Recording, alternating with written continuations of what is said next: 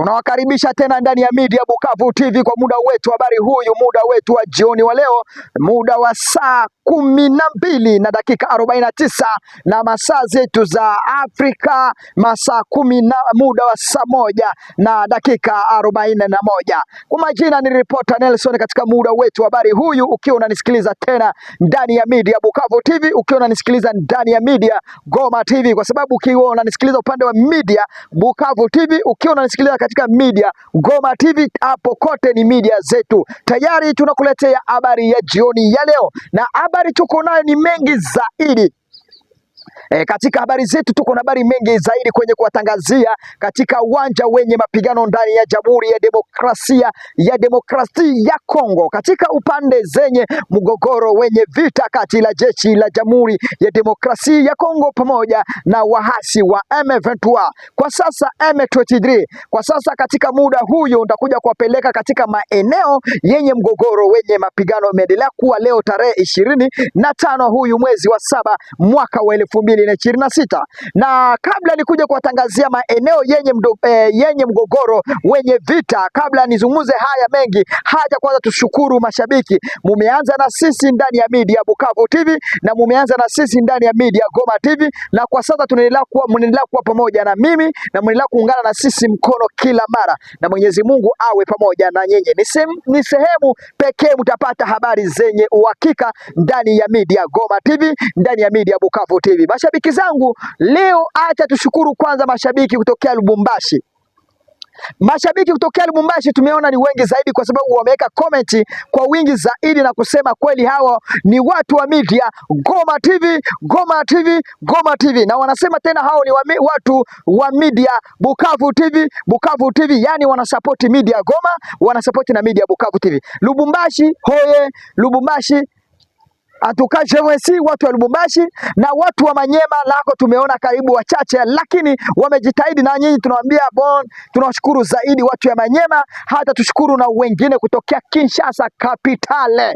Nimepata watu karibu 49 wanaotokea katika eneo tofauti. Katika kapitale ya Kinshasa tuko na watu 12,000 wa watu wanaotufuatilia katika kutokea Kinshasa. Felicitation, wanasema hao ni watu mashabiki wa Media Goma TV, antukaje merci, na wanasema Media Bukavu TV wako pamoja na sisi. Asante sana. Wale wanaotusikiliza ni Waswahili wako Kinshasa. Upande wa Ituri tumepata wengi zaidi, felicitation. Upande wa Nord Kivu wako wengi zaidi, upande wa Sud Kivu wako wengi, kwa sababu nikianza kutaja maeneo zote tutabaki hapa na habari, tutachelewa kupata habari zetu, si ndio? Na mashabiki wangu ma diaspora Amerika, Canada, Australia, Belgique na katika maeneo zingine, tumeshukuru zaidi kuwa pamoja na sisi, na mwendelea kutupongeza kwa kweli na kusema mwendelea kuungana na mimi. Mungu aendelee kuwa pamoja na nyinyi, na ili turudi kwenye uwanja mapambano. Kwa sasa katika upande wa Nord Kivu, upande wa Nord Kivu vita inaendelea kuwa zaidi, kwa sababu siwezi kuja niwaambie tayari vita imepunguka. Kwa sasa FARDC wazalendo wanakabiliana na M23 sana. Na kuja kuwatangazia ni kwa sababu gani FARDC imeanza kupiganisha M23 sana, na ni nguvu gani FARDC imepata ya kuwapiga M23 kwa sasa, na kwa nini nguvu za M23 zimeenda wapi? Hapo ndio nataka tuzunguzie kidogo. Upande wa Nord Kivu tukirudilia, mkikumbuka tangu general huyu Colonel Willy Ngoma, hapo ndio nataka tuguse kwa hiyo sentence. Mkikumbuka tangu huyo Colonel Willy Ngoma, ili tangu Colonel Willy Ngoma akufe, mahali Colonel Willy Ngoma alikuwa kiongoza, hakuna mtu mwenye alisha kumkomboa, ama hakuna mtu mwenye amechukua nafasi yake. Mnajua Willy Ngoma alikuwa jamaa moja, alikuwa Space Forces, alikuwa ni kamanda ama mwanajeshi mwenye alikuwa anapangia M23 plan zote za vita.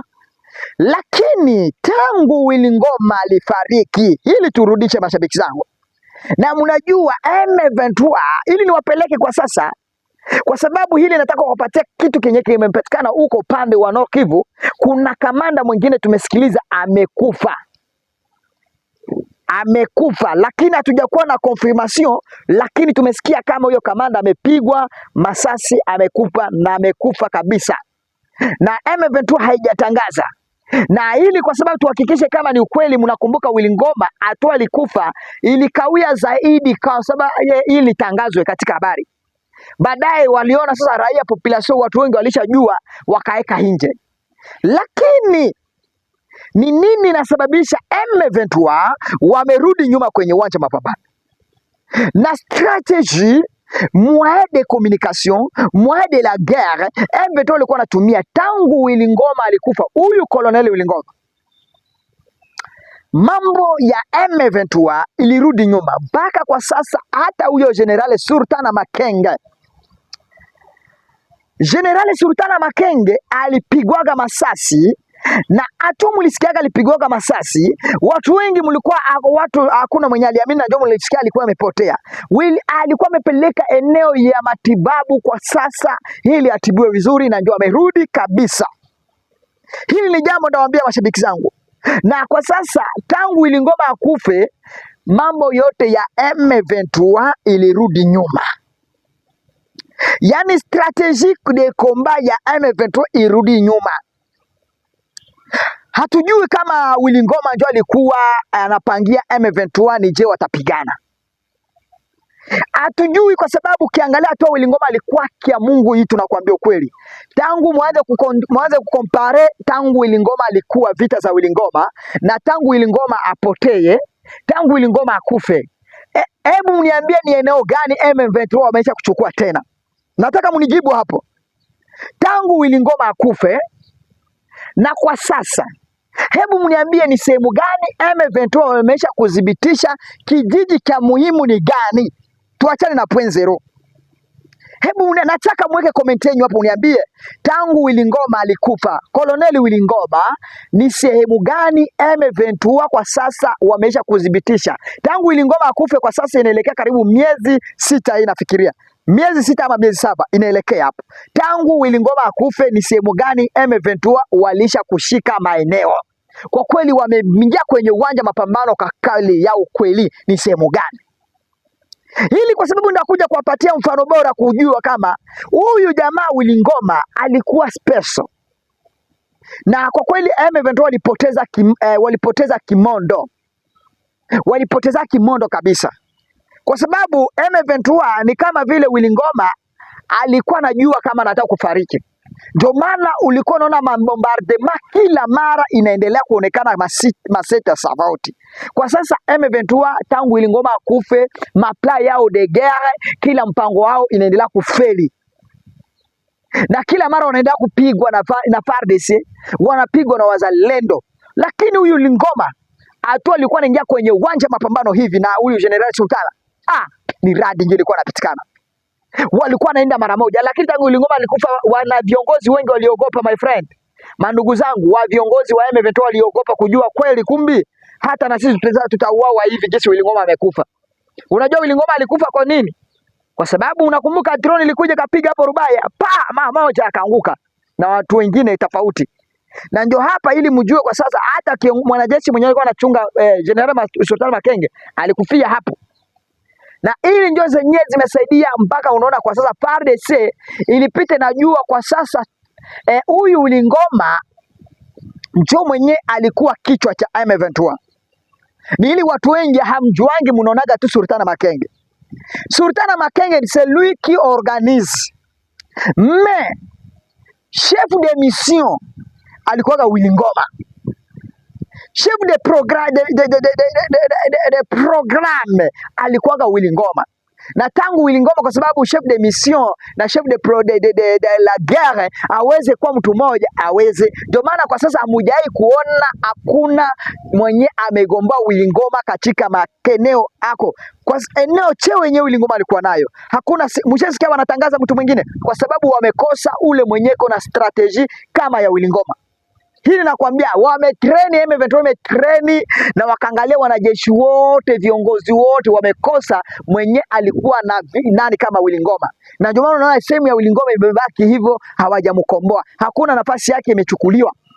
Mwende mfanye research wandu wangu. Msikwe tunakuja tunawapatia tu habari zenye ziko. Vita ndio maana nimekupeleka na kuambia kwa sasa M23 kwa sasa wanapigwa, FARDC wanawachapa. Hengi kwa kama tu FARDC kwa sasa wako tu na hiyo pumbavu hiyo, wanakula pesa hivi, lakini kutumia hii ndio ilikuwa okazio ya kupiga M23 warudie, yani M23 wapigwe, lakini M23 nao sio wachache. M23 nao sio wachache, hata kama njia zao zote zilifungwa, nao wako moto kwenye vita, wako na strategy. Kwenye strategy yao wanaipigana kabisa, wanakabiliana FARDC kabisa, wanapambana, lakini M23 nao wanajua kweli kuna kitu kenye kimekosekana ndani yao, na ndio maana wanafanya nguvu zote za kuorganize wapate chief commander kama Willy Ngoma. Unajua hata Willy Ngoma siku alikumba wazungu walisherekea sana, Willy Ngoma alikimbizaga watu wengi, walisherekea kwa sababu ule jamaa alikuwa mbaya sana kwenye mapigano. Mnaona kama Sud Kivu vita inaendelea kuwa kule, M23 inapigwa, wanarudi. Mnaona kama eneo ya Kipupu, M23 inapigwa hapo mpaka sasa hizi FARDC wako eneo ya Kipupu na wazalendo. Watu wengine wanakuja wanatangaza kusema wa M23 M23 waliwaka Kipupu, hatukataa, lakini waliondolewa. Na kwa sasa mapigano yanaendelea kuzuka. Kwa sasa hatujajua nani watamiliki eneo ya Kipupu kikamili. Kwa sasa wangana pigana wote, lakini wenyewe uko ndani ya Kipupu ni wanajeshi wa wazalendo. Ndani FARDC nao wamejaribu kuona kama wanaweza kutoa M23 eneo ya .0, lakini imekatalika kwa sababu M23 wameweka msingi. Muliona gisi wanajeshi waliingia kwa wingi zaidi kuweka msingi hapo .0, na wanaendelea kuweka msingi Minembwe, kwa sababu wanasema FARDC wasinge Minembwe, na wahasi M23 wanasema sasa kama FARDC wanapata miracle, wanapata nguvu ya kutoka Baraka, kutoka Fizi, kutoka Kalemi, kutoka Uvira na kutoka Mwenga, kwa sasa hao wanataka kupambana ili warejeshe vijiji ngapi? Uvira na Baraka. Kwa sababu hiyo ndio plani ya M23. Wakichukua Uvira na wachukue Baraka tayari watakuwa wamekata nguvu M23 na jeshi la taifa la Kongo. Na hili ndio mpango ya M23 kwa sasa. Wanajeshi wanaendelea kuingia hivi. Wamejaa sana. Kama unavyonisikiza kupitia muda huu, mashabiki zangu, na kuambia endelea kusubscribe, like, comment katika Media Goma TV. Sehemu pekee utapata habari zenye uhakika. Bye bye.